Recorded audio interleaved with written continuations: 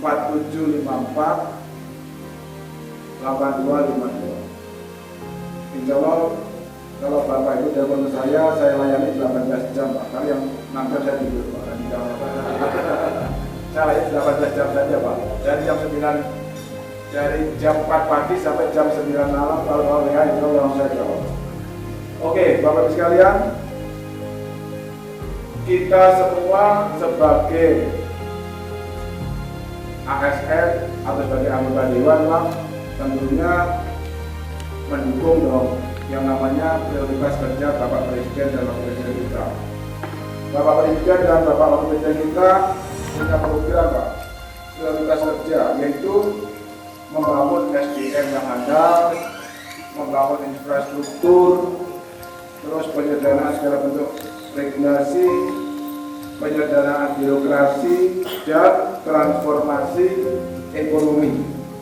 Kemudian Bapak Presiden kita juga punya agenda 5 prioritas nasional, yaitu membangun manusia dan pengentasan kemiskinan, konektivitas dan pemerataan, nilai tambah ekonomi dan kesempatan kerja, ketahanan pangan, air dan energi dan lingkungan hidup, dan stabilitas pertahanan dan keamanan. Tentunya itu semua Bapak sekalian harus kita dukung, kita sinkronkan dengan apa-apa yang menjadi program-program di daerah, termasuk visi-visi Bapak Bupati Wakil Bupati, di mana dalam hal ini adalah Bapak sebagai anggota dewan, tentunya sebagai alat kontrol bagi eksekutif supaya dapat mengawal program-program dari kepala daerah di masing-masing. Intinya Bapak sekalian, saya setiap ketemu bupati, wakil bupati, gubernur, wali kota, dan wali kota Pak, yang saya tanyakan cuma satu Pak, berapa orang miskin yang ada di daerah ini? Terus apa program Bapak Ibu sekalian untuk mengatasi orang miskin ini? Begitu Pak. Ini tidak berarti Pak yang lain tidak penting, tetapi memang disitulah. Karena yang namanya kemiskinan itu biasanya akan mendekati kekufuran. Nah kalau kita orang yang kita sudah kufur Pak, itu kan bahaya Pak kita semua. Bapak sebagai wakil dari mereka tentunya tolong Pak kawal. Kemarin saya sudah diskusi dengan beberapa bupati di Lampung itu Pak, angka kemiskinan kita masih 13,6% Pak, di atas angka kemiskinan nasional yang hanya 9,87. Itu artinya Pak, Lampung itu harus banyak lebih berjuang supaya masyarakat kita keluar dari zona kemiskinan menjadi zona kemakmuran yang berubah. Jadi sebaik apapun program Pak, sebaik apapun program BPK, kalau rakyat rumah miskin itu berarti ada yang salah kemungkinannya Pak. Apakah salah menganggarkan atau salah kepala daerah itu dengan pengawalan Bapak salah membuat prioritas-prioritas. Kan yang terbaik Pak adalah laporan keuangan juga berkualitas, SPD berkualitas, ASN makmur, anggota dewan makmur, rakyat juga tidak ada yang miskin. Kan seperti itu Bapak sekalian. Oke Bapak sekalian, lanjut Mas. Saya sekarang akan lanjut lagi. Saya akan berbicara tentang opini BPK MIPA. Bapak sekalian, setiap tahun mungkin sekarang ini sedang dilakukan pemeriksaan laporan keuangan Kabupaten Lampung Tengah oleh BPK MIPA. Artinya diperiksa Bapak sekalian, itu BPK ingin melihat yang pertama, apakah laporan keuangan itu sudah sesuai dengan standar akuntansi pemerintah atau belum. Yang kedua, apakah semua transaksi keuangan dan transaksi non keuangan itu sudah dicatat di dalam catatan atau laporan keuangan atau belum. Yang ketiga, apakah taat terhadap peraturan perundang-undangan apa belum.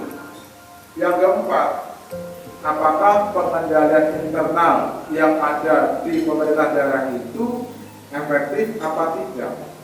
Nah, kalau 4 pertanyaan tadi sudah terjawab iya, iya, dan iya, Tentu yang namanya opini BTP dan BPKR itu udah pasti dapat diperoleh Pak, dengan syarat tentunya jangan ada korupsi di dalamnya.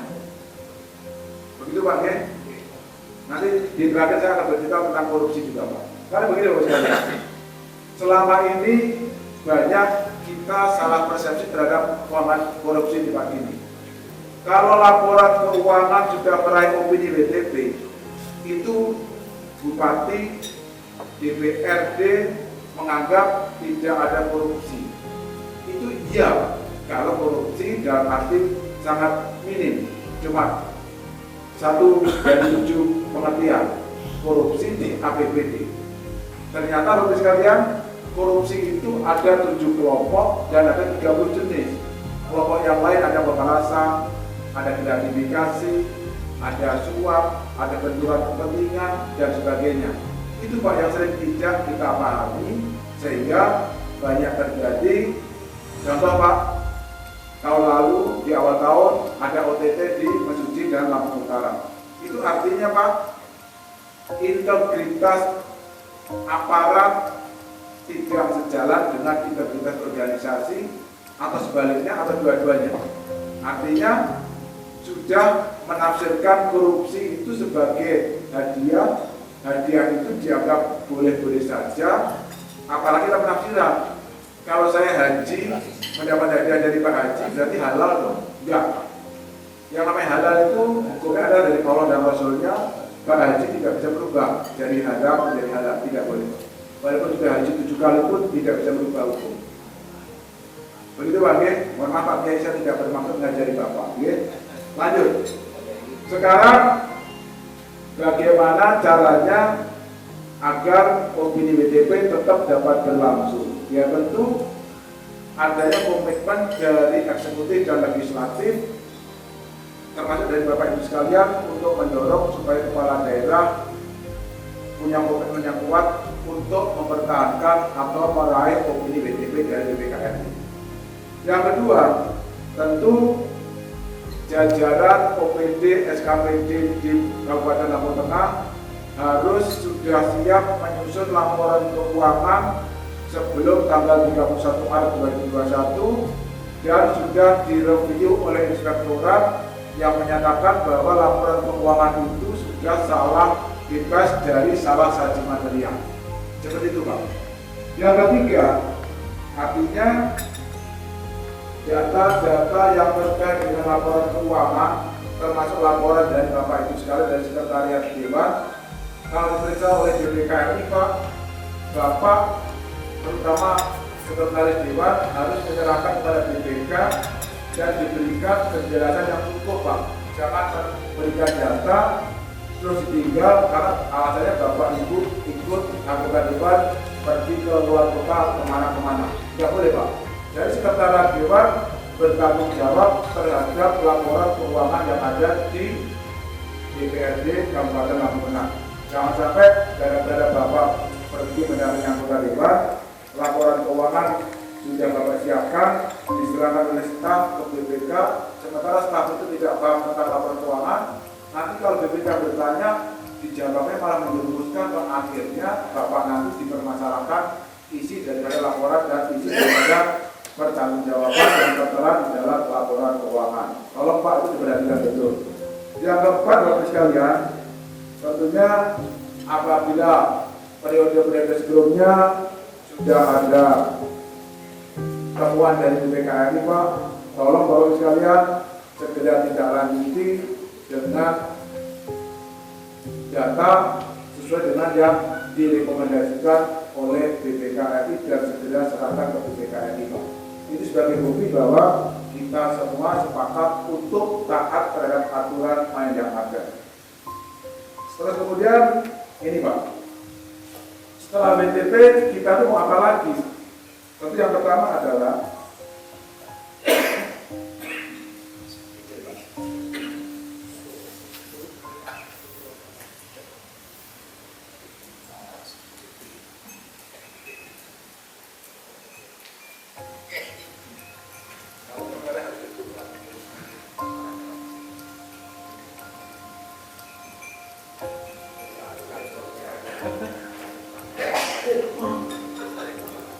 Oke Pak, setelah BTP apa lagi?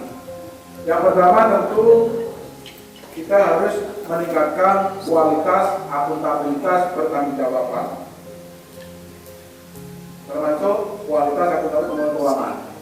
Kalau kemarin misalnya Bapak Ibu ketika habis reses pakai dia berjalan dinas, pertanggungjawabannya ada yang lupa buktinya, ketinggalan bukti hotel dan sebagainya, Pak, tolong mulai sekarang lebih dipercepat supaya keuangan yang ada di Sekpan itu dapat lebih cepat dipertanggungjawabkan sehingga Bapak Ibu sekalian dapat menggunakan uang persediaan atau uang KTS dan sebagainya itu untuk kegiatan-kegiatan berikutnya. Terus yang berikutnya Bapak sekalian, tentu komitmen kita adalah SPI yang ada di kantor kita, SOP yang ada di kantor kita yang sudah Bapak sepakati bersama, itu mari kita taati bersama. Yang ketiga tentunya Bapak Ibu sekalian, mulai sekarang harus mencoba menerapkan manajemen risiko. Artinya begini, setiap Bapak memilih kegiatan atau tidak memilih kegiatan, itu pilihlah kegiatan yang risikonya paling kecil terhadap keuangan, terhadap SDM maupun terhadap rakyat yang Bapak wakili, supaya mereka itu tidak merasa tidak salah memilih Bapak karena Bapak merupakan wakil dari mereka. Itu Pak. Tentunya ini juga bermaksud bahwa keinginan masukan dari rakyat yang Bapak serap pada saat Bapak terjun ke lapangan, itulah yang harus Bapak perjuangkan untuk disinkronkan dengan TAPD supaya sejalan dengan visi misi Bupati. Rakyat juga keinginan dapat tercapai. Itulah pasti yang mendekatkan rakyat di dalam kemakmuran atau keluar dari zona kemiskinan. Yang berikutnya Bapak sekalian, tentu masyarakat sejahtera itulah yang seharusnya menjadi cita-cita bagi kita semua. Bapak sekalian, kemarin dari kunjungan kerja saya ke 10 kabupaten kota Pak, di Lampung ini masih banyak sekali honor yang jumlahnya jauh di bawah upah minimum regional. Ada Pak guru yang honornya sebulan yang 250.000, ada cuma 100.000, ada juga 350.000 Pak. Itu guru di sekolah negeri loh Pak. Iya. Itu artinya Pak, kita masih belum bisa mensejahterakan mereka. Padahal yang namanya guru Pak, menurut saya itu adalah mereka akan bisa tenang dan bahagia mengajar apabila mereka sebenarnya sudah kenyang. Bagaimana mereka bisa mengajar Pak? Karena tadi masuk ke kelas cuma anak-anak tolong dibaca, ibu mengulang anak hadir.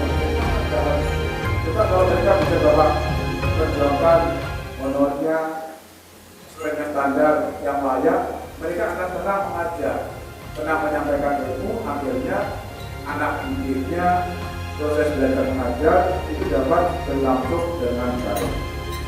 Oke, lanjut Mas. Nah Bapak sekalian, di dalam mengelola penerimaan uang daerah atau negara ini Pak, tentu kita paham betul. Ada penerimaan daerah, ada pengeluaran, ada transaksi dan pelaporan.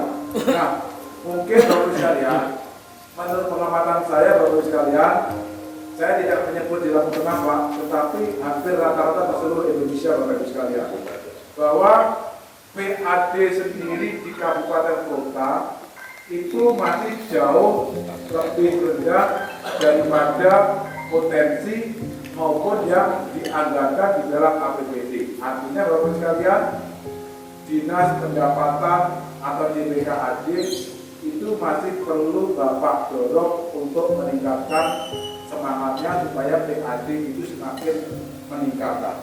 Lanjut Mas. Nah tentunya Bapak sekalian, kenapa saya menyatakan seperti ini? Karena Bapak sekalian, yang namanya penerimaan, yang namanya pengeluaran, itu di sana masih terjadi lubang-lubang yang masih dimanfaatkan oleh oknum yang tidak bertanggung jawab untuk tidak melaporkan penerimaan, untuk memperbesar pengeluaran, untuk kepentingan dirinya sendiri. Itu Bapak sekalian. Bapak selaku anggota dewan harusnya dapat mendorong ini Pak. Tentunya mendorong artinya Bapak sekalian supaya OPD-OPD yang punya tugas meningkatkan PAD itu Bapak dorong dengan bukti yang ada supaya lebih bersemangat meningkatkan PAD. Saya boleh ambil contoh Pak. Waktu saya menjabat kepala BPKP Papua Barat Pak, itu PAD Kota Sorong dari pajak hotel itu Pak 1 tahun hanya 600 juta. Padahal Bapak sekalian di Sorong itu Pak banyak hotel dan restoran yang jumlahnya sangat banyak. Waktu itu saya ngomong dengan Pak Wali Kota, Pak Wali, saya ingin membantu Bapak supaya PAD Kota Sorong ini dapat naik. Gimana caranya Pak Nibro? Boleh nggak Bapak kumpulkan semua pemilik hotel, semua pemilik restoran di kota ini di sebuah aula di kantor Banda ini. Nanti saya akan bicara setengah jam saja untuk menjelaskan kepada mereka bahwa yang namanya pemilik hotel yang membayar pajak itu tidak berarti mereka itu baik. Ya. Karena yang namanya pajak hotel dan restoran itu merupakan titipan dari tamu hotel dan tamu rumah makan untuk membayar lebih, yaitu 10% dari tarif yang ada untuk hotel dan restoran itu menyebabkan kepada kenaikan harga. Begitu Pak. Jadi kalau ada hotel yang memungut dari tamunya pajak hotel itu tidak disetor, itu termasuk korupsi Pak. Kalau Bapak suatu saat boleh nanya ke hotel, apakah hotel di Lampung Tengah, di Medan Jaya dan sebagainya itu sudah taat itu atau belum? Termasuk rumah-rumah makan, itu ramai banget bandar saya. Kalau Bapak cek sekali-kali, Bapak jangan mengaku anggota dewan. Kalau Bapak waktu berangkatnya sudah beli tiket yang dari Bapak dari Kampung, ya berarti nanti yang perlu Bapak kasih tahu lagi, kecuali kalau pas Bapak ini dari Palu Kramat ke Badan Jaya jadinya disponibilasi itu Bapaknya ya. Namun itu tadi kalau nanti kami sudah menetapkan standarnya sesuai dengan kilometer yang akan dilalui. Karena kami katakanlah kalau dari kantor dari atau provinsi katakanlah kalau dari mana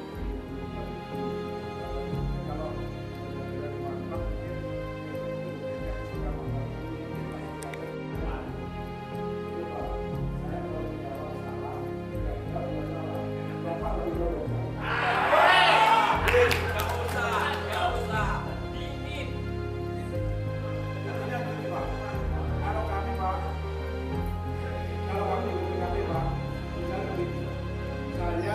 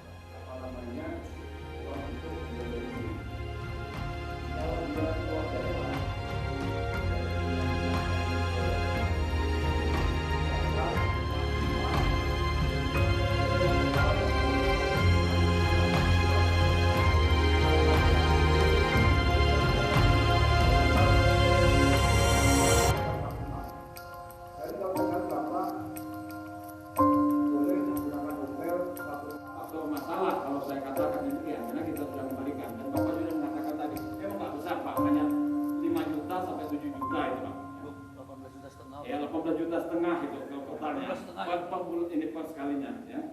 Nah selanjutnya yang kedua Pak, yang saya ingin tanyakan tadi yang hotel Pak, kami teruskan aja Pak. Jadi belum ulang kali kami konsultasikan belum juga dapat yang terutama saya Pak. Misal saya ke Banyuwangi tadi Pak, di perbuk kami 4 juta, untuk 4 juta. Tapi kalau kita buka di Perpres ke Banyuwangi cuma 2 juta Pak, hotel sampai 2 juta. Yang kami pakai yang Perpuk apa yang ini kalau Pemkes mengatakan yang agak di wilayah sana, Pak. Nah, yang mana yang kami pakai? Apakah kami pakai yang 4 juta atau itu yang kedua? Yang ketiga di Pergub kami mengatakan, Pak, yang Pergub yang lalu, Pak, yang tahu Pergub ini belum kita baca, Pak, belum saya pelajari lagi, Pak, karena belum clear. Pergub yang kemarin, Pak, itu mengatakan, ya, kalau kita istilahkan Pergub, sebetulnya perkada.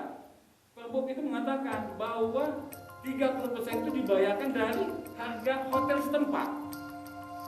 Nah, yang mana yang dipakai ini, Pak? Apakah dengan harga hotel setempat atau yang di perkada atau di Pergub kami yang tertulis, kalau tidak salah Lampung ini belum pernah tertulis 4 juta, atau paling tinggi itu 2 juta, Pak. Ya, kira-kira. Ya, dipikirkan. Itu, Pak, demikian, Pak. Oke, jadi gini, Pak.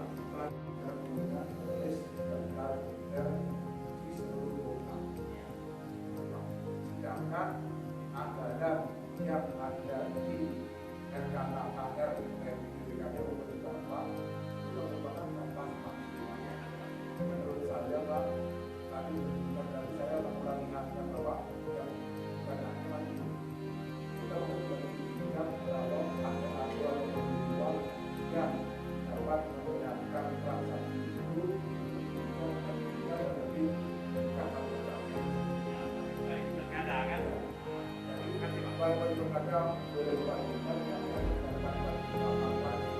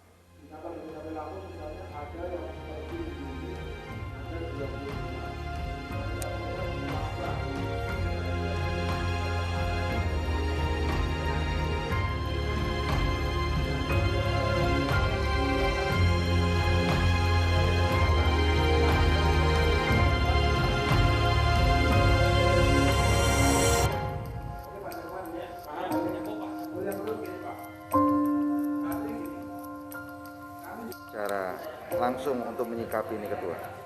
Ya semakin jelas PP 33 kita nggak bisa apa-apa, sistem SIPD bisa disiasati dengan SIPDA kan. Artinya silang pendapat selama ini bisa menjadi sebuah kesepakatan yang sesuai dengan aturan. Dan alhamdulillah semuanya paham dan gitu. Jadi di refocusing anggaran juga tadi sudah kita lakukan dan selesai. Sudah sepakat, sudah selesai. Siap. Program kerja ke depan langsung selesai juga. Langsung selesai. Dengan pemateri dari Kementerian Dalam Negeri, kemudian dari BPK, kemudian dari BPKP dan Universitas Saburai Prima. Siap. Itu pemateri yang cukup memahami akan tugas pokok dan fungsinya sehingga mudah dipahami sama teman-teman. Akhirnya kita juga akan merasa nyaman dan betul-betul bermanfaat untuk kami. Bermanfaat masukan dari mereka-mereka narasumber. Siap, Ketua. Terima kasih Ketua. Ya, sama-sama. Pendapatnya untuk penutupan hari ini, Pak Sekwan. Alhamdulillah ya, memang kita dilaksanakan mulai dari hari Senin, Selasa, Rabu ya, dan Rabu itu adalah acara ini administratif ya. Nah, untuk hari ini telah diadakan penutupan acara, di mana acara tadi ditutup oleh ketua langsung, dan kegiatan-kegiatan BIMTEK ini alhamdulillah para narasumber dan materi yang disampaikan sesuai dengan harapan kami. Yang pertama tentang pola pengelolaan anggaran yang disampaikan oleh